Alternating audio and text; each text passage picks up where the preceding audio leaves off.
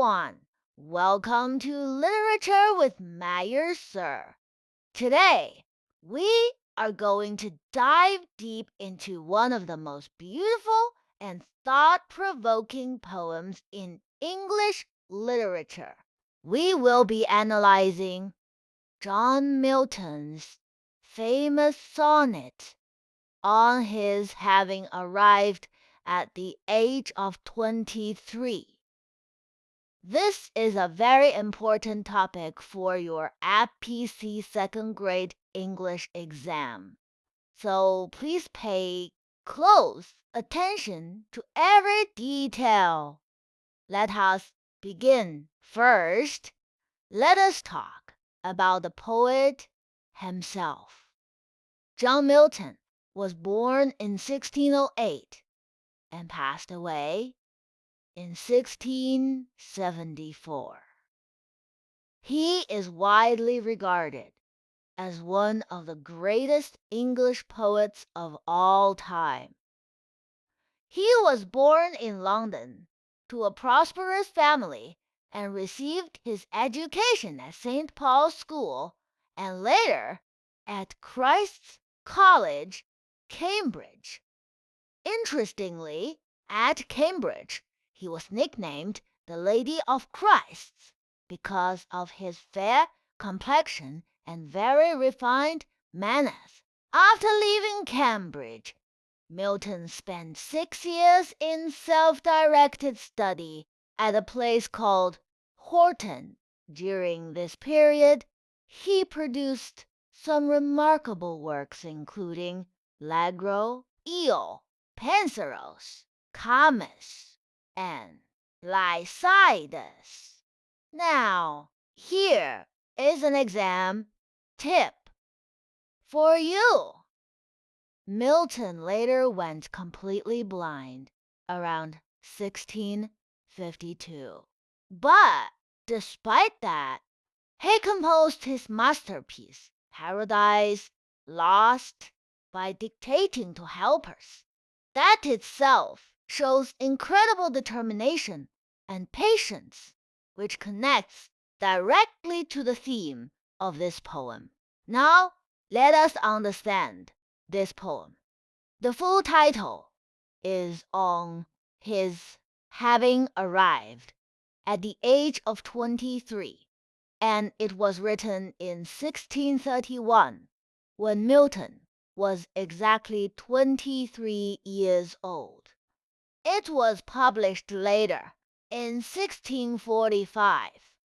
This is a Petrarchan sonnet, which means it has an octave of 8 lines with the rhyme scheme ABBA.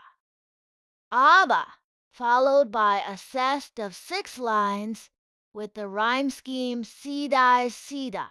The meter used is I big pentameter, the most common meter in English poetry. Now let me read out the complete poem for you. How soon hath time, the subtle thief of youth, stole on his wing? My 23 year, my hasting days fly on with full career, but my late spring no bud or blossom shews. Perhaps my semblance might deceive the truth, that I to manhood am arrived so near, and inward ripeness doth much less appear, that some more timely happy spirits induce. Continuing the poem, yet be it less or more or soon or slow, it shall be still in strictest measure, even to that same lot, however mean or high, toward which time leads me and the will of heaven. All is, if I have grace to use it so, as ever in my great task master's eye. Beautiful. is not it? Now, let us understand the meaning stanza by stanza in the octave. The first 8 lines, Milton expresses deep anxiety about the swift passage of time. He personifies time as a subtle thief who has silently stolen his 23rd year. His days rush past like a galloping horse, yet his life is like a late spring with no buds or blossoms, meaning no visible achievement. He admits that while he looks close to manhood on the outside, his inner intellectual and spiritual maturity is far behind. The key idea here is I am running out of time and have nothing to show for it. Now the zest begins with the volta, the turning point, marked by the word yet at line 9. This is the heart of the Petrarchan sonnet. Milton shifts dramatically from anxiety to acceptance. He declares that whether his development is less or more, fast or slow, it will be perfectly measured by God's strictest measure. He accepts that his destiny, whether humble or great, is guided by both time and the will of heaven. Everything is well, if he has the grace to accept it. Let us now do a line-by-line analysis of the octave. Line 1. How soon hath time, the subtle thief of youth? Here time is personified as a cunning thief who steals youth silently. The word subtle means stealthy, operating without warning. Line 2. Stone on his wing. My 23rd year wings represent swiftness and inevitability, just as a bird in flight cannot be recalled. Time's passage is irreversible. Line 3. My hasting days fly on with full career. In the 17th century, career meant a swift galloping course, like a horse at full speed, not the modern meaning of profession. Line 4. But my late spring, no bud or blossom shoes. This is the emotional crux. Milton's life is like a late spring without flowers. Lines 5 to 8. Milton admits that his youthful looks might mislead people about his actual maturity. His inward ripeness, meaning intellectual and spiritual maturity, 达古比 behind his age. He measures himself against his peers who are timely happy. Now the zest analysis. Line 9 starts with yet, the dramatic turning point. Whether his ripeness is less or more, it falls within God's providential plan. Line 10 speaks of strictest measure. Line 11 accepts his lot. Line 12 says 2 forces guide him: time and the will of heaven. Line 13, all is. if I have grace to use it so.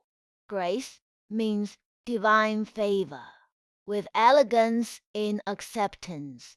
Line 14. As ever in my great taskmaster's eye, the great taskmaster is God. This is the most important line for your exam. Literary devices for RP's exam. First, personification. Time as a subtle thief of youth.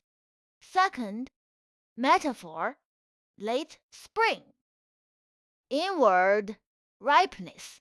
Third, alliteration, bud or blossom.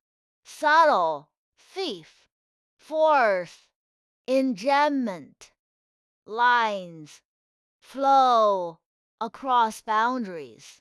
Fifth, biblical allusion, great. Taskmaster alludes to parable of talents. Sixth, metonymy, the will of heaven uses heaven for God. Seventh, contrast, the poem is built on contrasts. Exam memory trick, PMAEBC. Personification, metaphor, alliteration, enjambment, biblical allusion, contrast. Remember this. Major themes: passage of time, divine providence, appearance versus reality, ambition versus patience, and life as divine service. Even waiting is service, when done in faithful obedience. These 5 themes are frequently tested. Important quotations.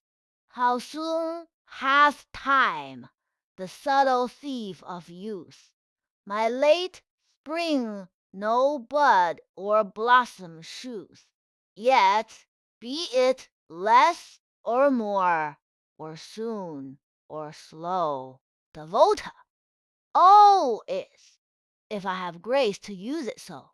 As ever in my great taskmaster's eye, practice mectes, time, personified as a subtle thief. Rhyme scheme, Eba, Eba, Kain, Eba, Hadi, Seba. Late spring means delayed achievement. Great taskmaster refers to God, Volta at line 9. And that brings us to the end of this comprehensive analysis. Remember the exam priority order: literary devices first, then quotations, then themes, then form and structure, and finally poet's biography. 80% of questions come from the top 5